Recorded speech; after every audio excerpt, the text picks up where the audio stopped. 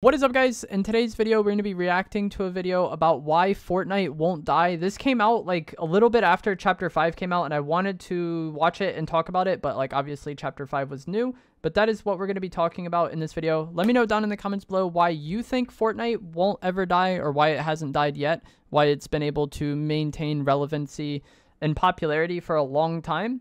And that's like the first part to touch on. Is there's a lot of games that kind of blow up off like a fad, like, or a trend, and then those games kind of go away over time. And a lot of people thought Fortnite was just kind of like a trend that would die off when it first came out, and clearly that's not the case. So that is what we're going to talk about in this video. As always, if you enjoy this, remember to give it a like, subscribe if you like to see more, and again, like I said, let me know why you think Fortnite has been able to stay around. Personally, I think it's just going to be the fact that the game has gotten constant updates over time, and it's always changing, and that makes it to where the game doesn't get as stale. Like, there's obviously stale periods for sure, but no matter what's going on in the game, you're not too far from the nearest update or the next update or the next season or the next chapter, and that also leads to a lot of people coming back to the game. Fortnite has been one of the biggest games in the world for years, and it won't die. Today we'll be covering the secret reason why. 2017 was a big year for games. We got Breath of the Wild, which was an instant masterpiece. We got Mario Odyssey. We got Divinity 2. We got Persona 5, Nier Automata, PUBG, and Destiny 2. And this Mario Kart that's still being played today, and another car game. There was a lot of big games that came out this year. Now, almost all of those games would be considered dead games now. Or at least, you know, old news. No one really talks or cares about it. Fortnite also released in 2017, and it's still one of the biggest games in the world. Why? Recently had some of its most played like times, like breaking records for its player count, like 5-6 years into its life cycle with OG and the launch of Chapter 5. How did it beat out the other BRs that came out at the same time, and how is it still around today? Let's go back in time. Let's look at games in 2017. Let's talk specifically about Battle Royales. There was a game that came out with possibly the worst title of all time. Kingdom Hearts 0.2 Birth by Sleep, don't forget there's dashes in here, A Fragmentary Passage. Also, PlayerUnknown's Battlegrounds came out that year. It blew up instantly. At the same time, Epic was working on Fortnite, but it's not the Fortnite that you're thinking about. The game had been in development for a long time as a horde mode game, where there's hordes of enemies that are trying to attack your base, and you're trying to survive as long as possible. Problem is, horde mode games had blown up and then fallen off. So yeah, people hate on Fortnite for being like trend chasey, with like launching the BR mode when they did, or even with a lot of the creative maps. People kind of not necessarily hate on those creators or maps, but kind of like throw shade on those maps for just being trend chasey or not creative. But that's literally what Fortnite started as. Call of Duty Zombies was popular. I don't think like the horde mode genre was ever a real thing. I think Call of Duty Zombies was popular because COD was popular, and a lot of games would kind of like tack on a horde mode, but like COD Zombies was the most popular one, I think. But anyways, when Fortnite first started being a thing, the idea Epic had was a combination of Call of Duty Zombies and Minecraft, because those were two popular games at the time. Fortnite started out as like a trend chasey game, and it's just adapted over time. Completely in popularity well before the game was finished. The twist in this horde mode game was that it was going to have a in-depth building system where you could build up structures, you could build a fort, build walls, build ramps, all that. So the Fortnite team at Epic looked over at PUBG. And that's something Epic said. I didn't just make it up when I said they wanted to make a combination of zombies and Minecraft. Like, that's what Epic have said. And said, yeah, we could do that. So in literally 2 months, they created Fortnite Battle Royale. Changing the game to a Battle Royale changed. And yeah, BR was the hype genre at the time. PUBG was like new. H1 had been out for a while, but like PUBG was the most popular game at the time, or the most like, you know, talked about game. And so Epic made a BR, tacked it on, and it did well. And one of the reasons why is I don't think there was any other BRs on console. I think H1 might have been on PS4. I played on Xbox at the time, but I actually started playing Fortnite because I was excited for PUBG to come to Xbox. So I was like, okay, I'll just play this other BR.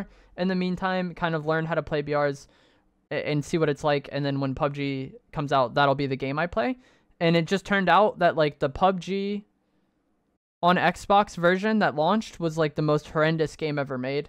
Like, if you think Fortnite has bugs, like that game had bugs. You would land half the time and like have to wait for like the buildings and everything to like render in.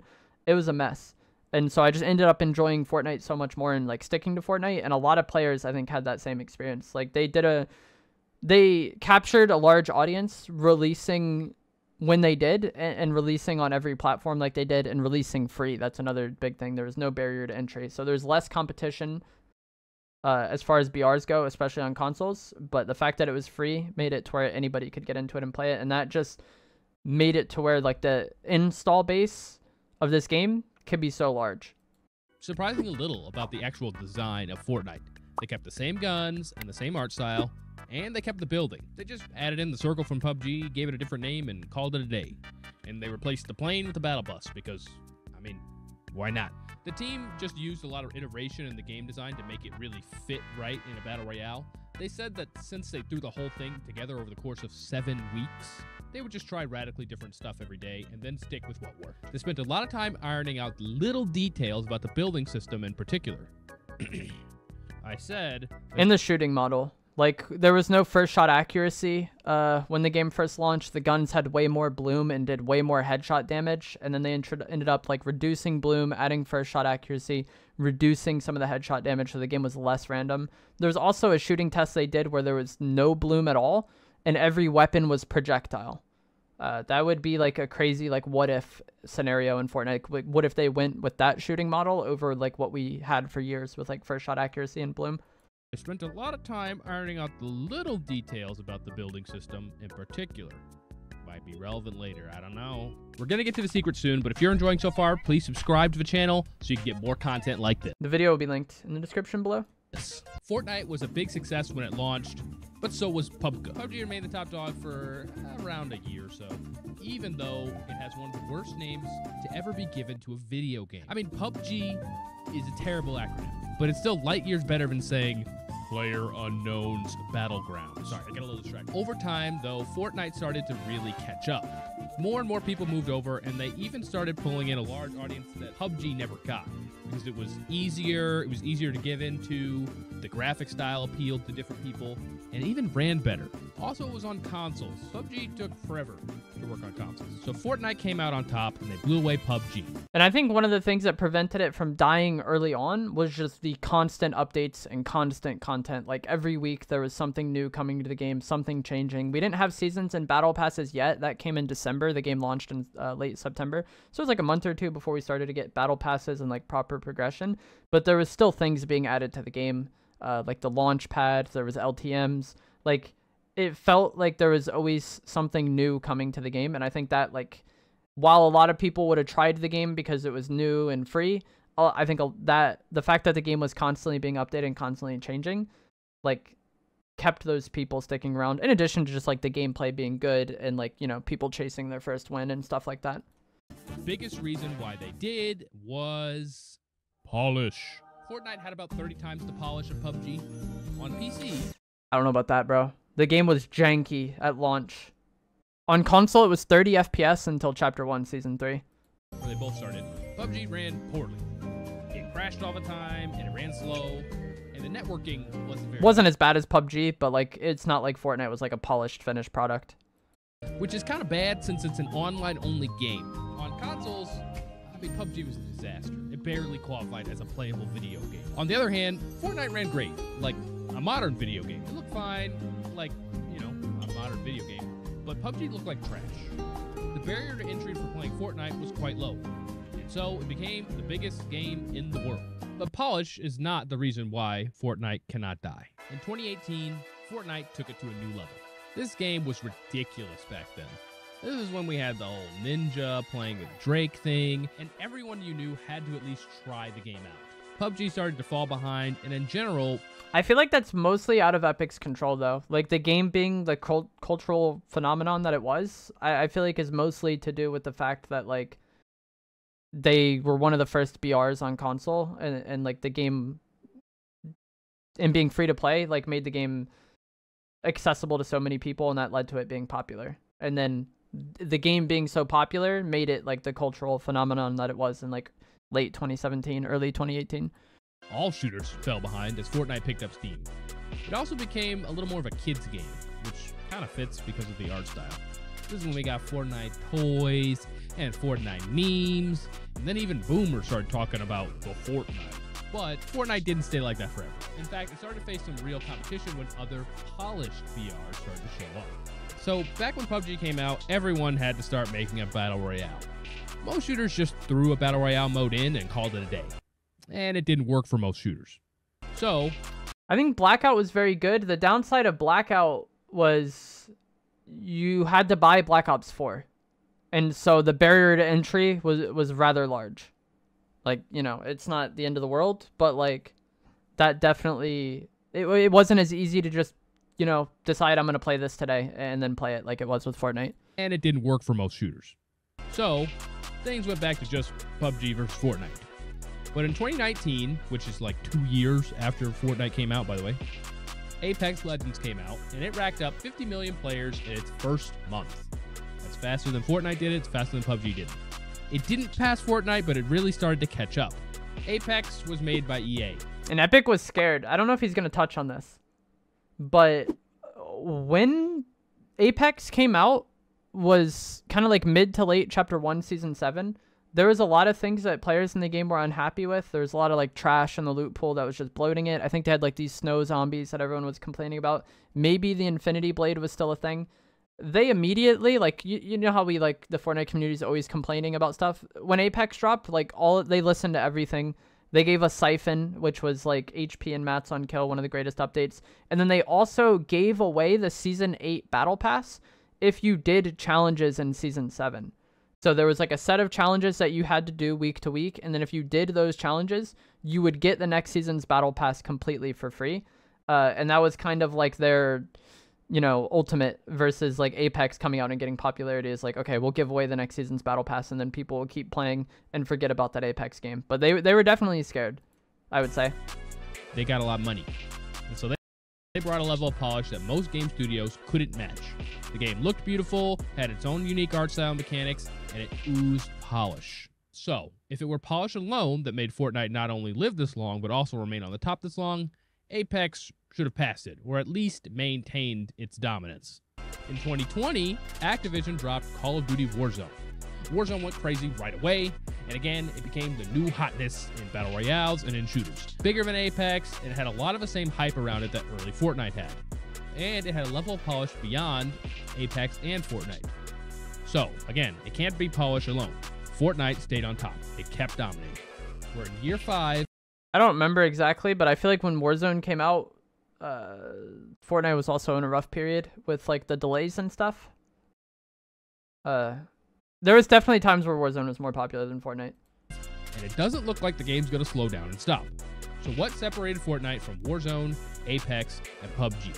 Listening to the community and constant updates. Obviously right now is kind of like a dull period for the game, but I think that's the biggest thing. One of the, like, I had played many multiplayer games like Call of Duty, Battlefield, Rainbow Six before Fortnite. The level of support that Epic had, especially in the early days, is one of the things that made the game feel so special to me. And like all of these games get updates. I don't know anything about PUBG at this point, to be honest, but Warzone and Apex get updates. They get new seasons, but it just doesn't as often as Fortnite, I feel like, and it doesn't feel like they listen to the community as much and as like quickly as in Fortnite. I don't know the most about Apex, but like I played Warzone for a year and a half, especially during this period that he's talking about.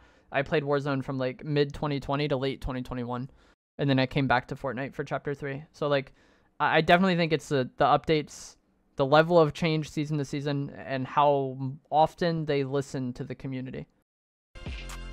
Well, it's building. I know some of you are already saying that. Fortnite has a building system where you can build walls and bases and ramps. It's a unique mechanic that still separates Fortnite from all of her battle royales. If you get good at building, you can do completely unique things. It's an interesting mechanic to have. And it's a unique mechanic. Like, if you're someone in Fortnite who loves building, like, you're not getting that from Apex. You're not getting that from Warzone. If you like shooting people, you know, like if you just like shooters, you can get that in Apex, you can get that in Warzone, you can get that in Fortnite, you can get that in PUBG, you can get it in Battlefield. Like there's a lot out there, but like the build fighting and the way fights play out in Fortnite is very unique to it. Building of structures in a game design specifically set up so that you have to constantly move around to avoid the circle. The developers even admitted that it was a weird fit. But building is the main mechanic that separates Fortnite from other battle royales, and so it must be. Also, somebody in my Twitch chat just said that like they got rebooting from Apex as well. That's true. There was no rebooting in Fortnite before Apex came out. That was like kind of what Apex brought to BRs, was the ability to revive your teammates after they've been eliminated, and then Epic like swooped that idea and added it to the game. And I think that's another thing that kind of has helped it. Not in addition to the updates, is just they will take they're shameless about like not being creative and doing things that'll make the game better. The reason that Fortnite will never die. Except it can't be. Building does make Fortnite unique, but it's not the secret ingredient. We know this because they took it out. In 2022, they experimented with taking building entirely out of the game. Made a lot of people mad. Made a lot of people happy. It turns out, while building feels like it's core to Fortnite's DNA, a lot of people would rather play without it. They ended up adding building back to the game. They left in a mode with no building still.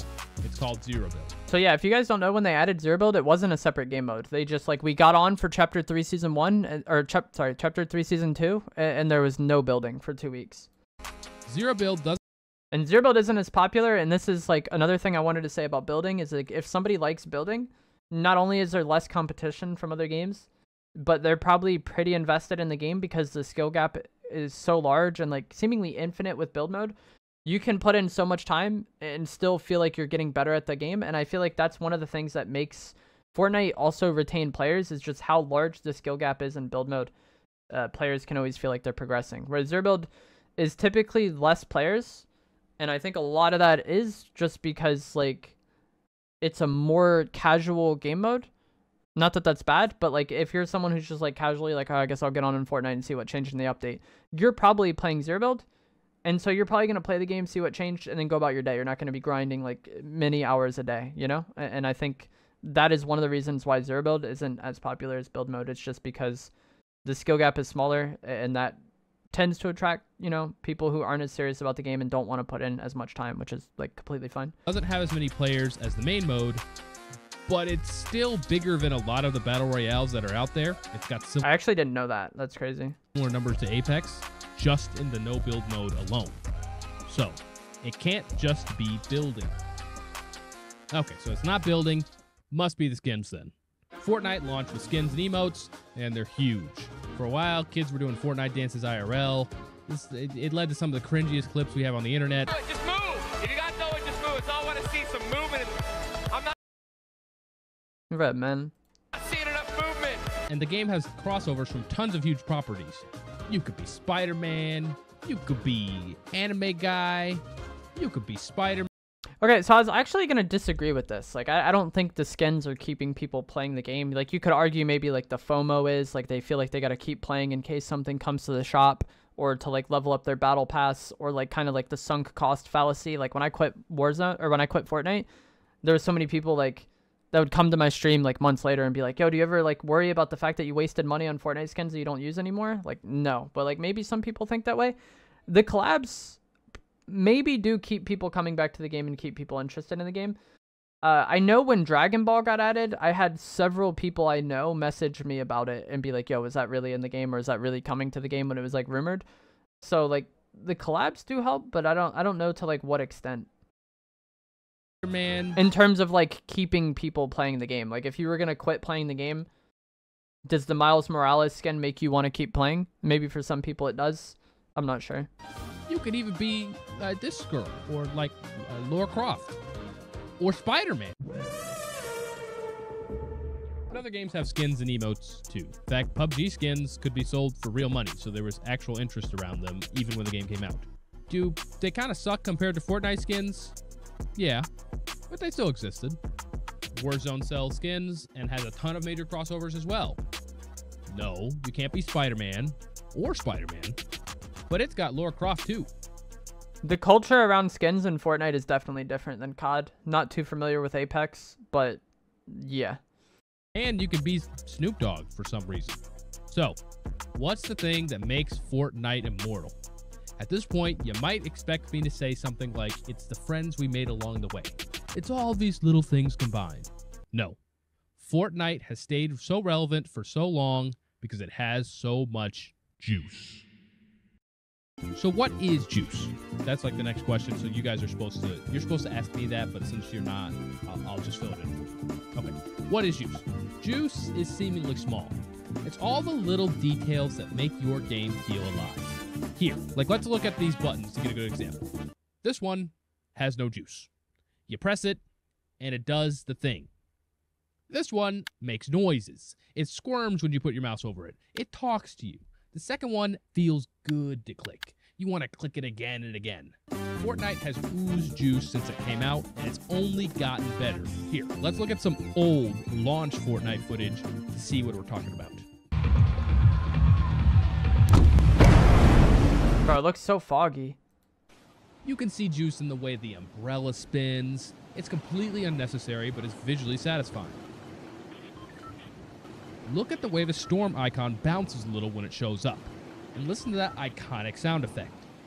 These are little things that you may not have noticed, but they're hacking the dopamine receptors in your brain, and they're giving you information that you would have ignored otherwise.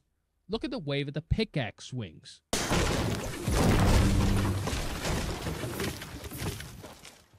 You can see the weight of it because it has speed lines and because the axe head even swings around a little on the side at the beginning and the end of the animation. Listen to the difference between when you hit wood.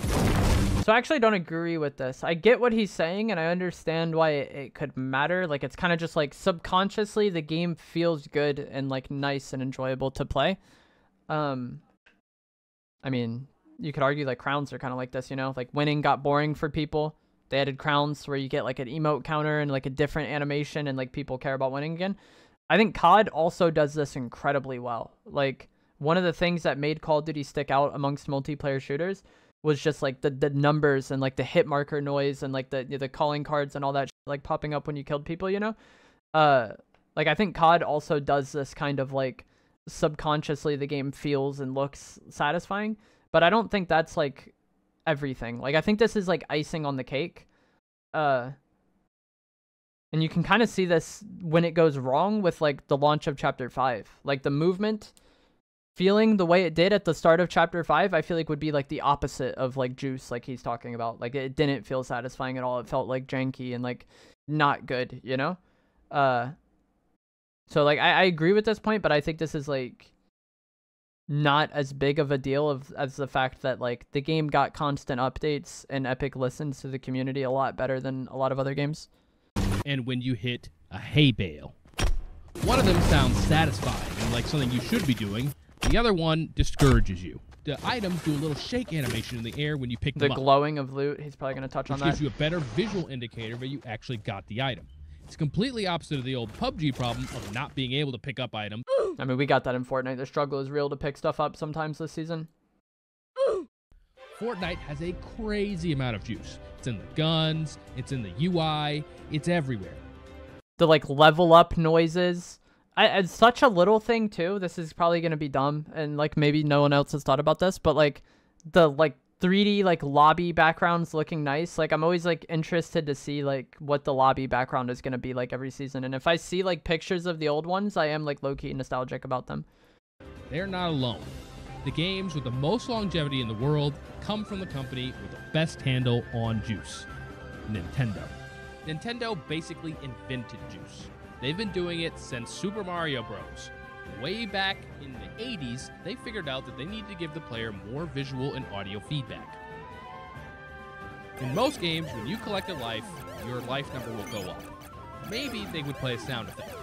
In Super Mario Bros., they played a sound effect, but they also gave you this visual 1-up indicator that would fly up. These things reinforce the fact that yes, you did collect the mushroom, that yeah, it's good that you collected the mushroom, which you know from the good sound effect, and it gives you a little reward to collect more. It's just another reason to do what is good in the game. You want to get more of those 1-ups. Do you anticipate the level up tune every season? That's what I'm saying. I was about to like look up the Modern Warfare 2 level up sound. Like, hold on, I'm going to play it. Hopefully it does the actual Modern Warfare 2 from 2019 or 2009. Sorry, not 2019 or 20, whenever it came out.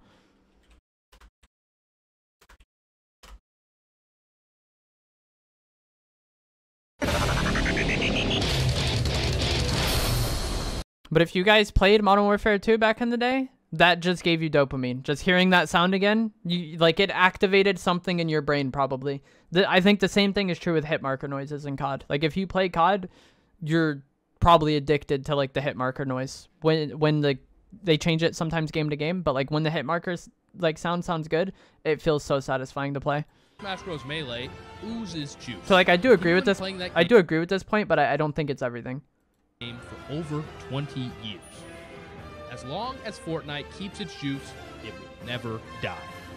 All right, so I mean I agree with that point, but like I said, I'm surprised he did not touch on the fact that like how much content the game gets and how like much Epic listened to the community and how much they're willing to kind of change things up. You know, going from chapter 1 to chapter 2 was a huge deal. The black hole event drew so much like eyeballs on the game, you know, adding zero build, adding these new game modes like Lego Rocket Racing, the music mode, creative the way it is. Like the fact that they're always willing to change it up, whether it's like the loot pool, the map, the gameplay, the movement. Like I didn't like the chapter 5 launch movement, but them adding things like sprinting, mantling, sliding years into the game definitely made it feel better. I think those changes and the fact that the game is always changing and there's always something to look forward to in the game is what does it. Like I said, I played Warzone. A new season in Warzone did not feel as exciting to me as like a new season in Fortnite did. Like just the level of change in Fortnite seasons was so much typically. But that is going to be it for this video. Let me know what you guys think down in the comments below about why Fortnite hasn't died. What you think of his juice analogy. The video will be linked down in the description below if you want to check out his channel and video. And I will see you guys in the next one. Thanks for watching.